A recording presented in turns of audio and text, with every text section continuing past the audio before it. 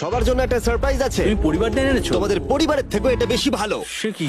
আর যদি তোমরা না জানো আমার বন্ধু স্পিড আসলে কে, তাহলে বলি স্পিড হলো এই পৃথিবীর অন্যতম সবথেকে বড় ক্রিয়েটর, এবং ওর কিন্তু এখানে 24 ঘন্টা আগেই আসার কথা ছিল।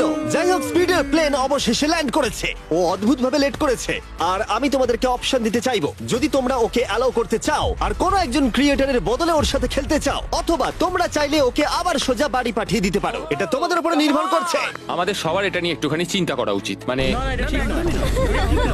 আমি রেগে যাবো এবার। না না হবে আমাদের না। মতো আগের লেভেলগুলো ও স্ট্রাগল কোনো করতে রকম হয়নি। কষ্ট আরে করেনি। কি হয়েছে তোমাদের? ওর মুখটা দেখো কেমন করে আছে। দেখো এখন থেকে ও বার করছে। আমার মনে হয় সময় হয়ে গেছে। ওকে অ্যালাউ করতে চাইলে বাঁদিকে যাও, আর না চাইলে ডান দিকে যাও। আমাদের সবার একই মত।